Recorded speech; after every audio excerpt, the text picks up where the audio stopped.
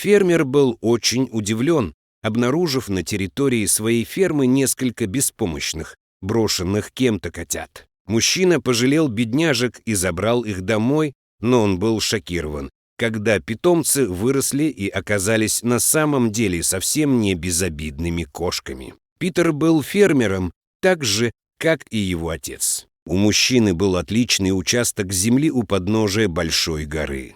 Целый день Питер работал в поле, и эта работа приносила ему настоящее удовольствие.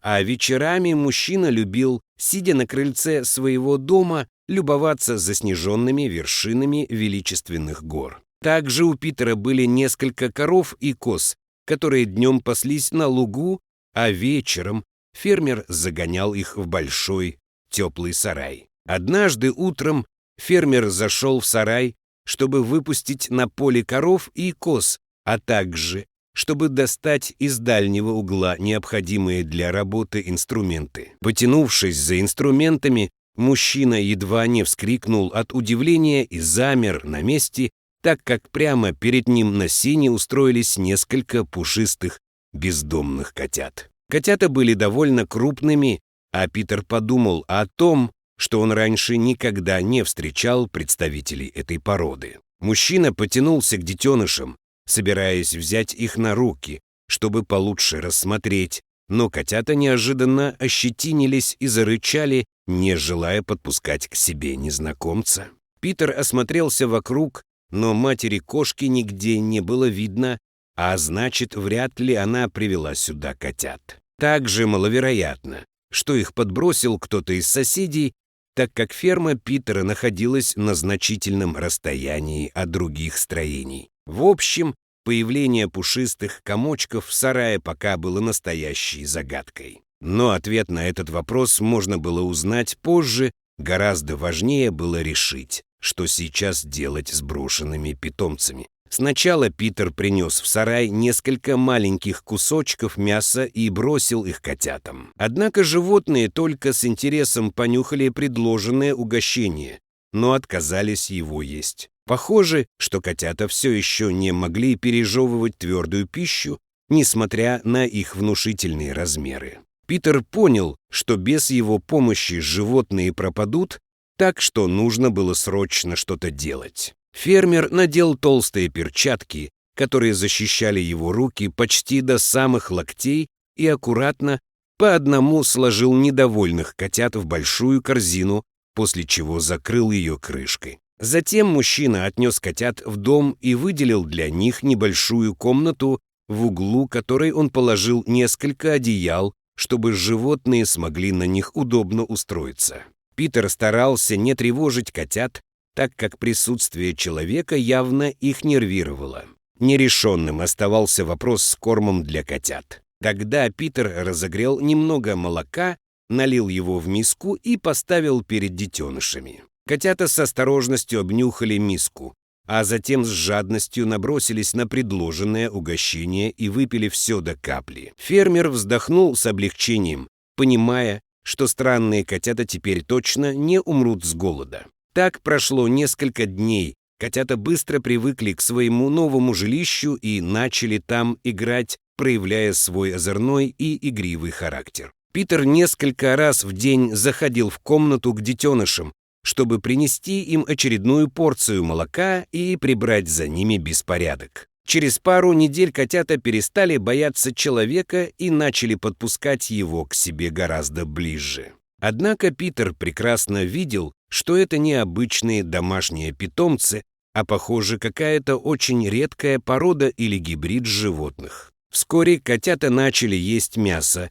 поэтому фермер стал все чаще добавлять его в рацион животных. Питер даже оставлял дверь в дом приоткрытой, позволяя котятам выбегать наружу. Детеныши весело резвились во дворе, но через несколько часов они обязательно возвращались обратно, похоже, привыкнув к своему новому жилищу и доброму человеку, который их спас. Питер заметил, что котята уже несколько раз ловили и съедали мышей, а значит, у подрастающих питомцев начали проявляться охотничьи инстинкты. Кроме того, котята были не слишком ласковы с хозяином и не ластились к нему так, как это делают обычные домашние питомцы. Конечно, животные были благодарны человеку за его неоценимую помощь, но они держались очень независимо и даже величественно, словно настоящие хищники. При этом все котята были очень энергичными и невероятно очаровательными,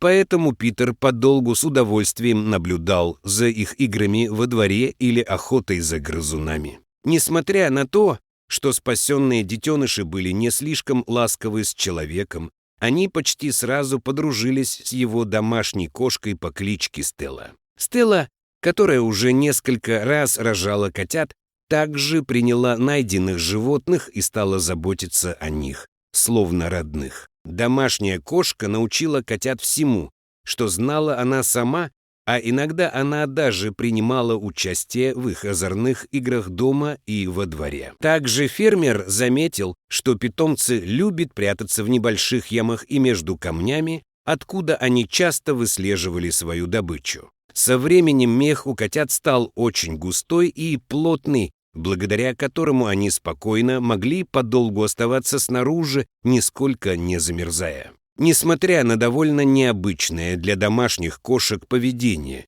Питер привык к своим новым удивительным питомцам и дал им обычные кошачьи клички, на которые они со временем стали откликаться. Так прошло несколько месяцев, а найденные в сарае животные за это время значительно выросли и стали полностью самостоятельными. Питер был очень рад такому соседству, ведь красивые кошки не только радовали его своими играми, но и помогали фермеру бороться с периодически появляющимися на территории грызунами. Иногда кошки даже позволяли доброму мужчине гладить их по спине, а фермер удивлялся тому, насколько мягкий и густой мех был у его необычных питомцев. Однажды, когда у Питера заболела одна из коров, ему пришлось вызвать ветеринара. Специалист приехал только на следующий день, так как до ближайшего населенного пункта было довольно большое расстояние. Осмотрев заболевшую корову и назначив ей необходимые процедуры и лекарства, ветеринар обратил внимание на необычных котов, играющих между собой рядом с домом фермера. Ветеринар подошел поближе, чтобы рассмотреть питомцев фермера, но это не понравилось животным, которые, испугавшись незнакомца, как обычно спрятались между камнями. Тем не менее, ветеринар успел разглядеть кошек и с удивлением спросил у Питера, откуда у него эти животные. Фермер объяснил, что несколько месяцев назад он нашел их в сарае и выкормил, а ветеринар расплылся в широкой улыбке и шокировал Питера неожиданной новостью. Оказывается, все это время он ухаживал не за обычными кошками, а за настоящими дикими хищниками из семейства кошачьих. Это были манулы, которые внешне напоминают домашних котов и очень редко попадаются на глаза людям в дикой природе, поэтому далеко не все знают, как они выглядят. Эти хищные кошки великолепно маскируются, поэтому даже если человек случайно встретит их в дикой природе, то, скорее всего, он пройдет мимо, не заметив спрятавшегося манула. Кроме того, во всем мире осталось очень мало этих удивительных животных, и они даже находятся под угрозой исчезновения. Найденные в сарае детеныши, похоже, по какой-то причине остались без своей матери и решили укрыться в здании. Возможно, маму манулу убили браконьеры, охотящиеся за ее очень густым, ценным мехом, или она погибла от какой-то болезни. Малышам повезло, что Питер пожалел и приютил их, иначе их точно ждала бы печальная судьба. Узнав невероятную правду, фермер был с одной стороны очень удивлен, а с другой он был невероятно рад тому, что смог спасти представителей вымирающего вида. Питер и ветеринар сразу же связались с представителями природоохранной организации и сообщили о своей необычной находке. Для экологов это была уникальная возможность помочь подросшим манулам, обеспечив им необходимый уход и заботу. После того, как специалисты убедились, что все манулы здоровы и их жизни ничего не угрожает, их выпустили обратно в дикую природу, чтобы они продолжили восстановление популяции этого уникального вида животных.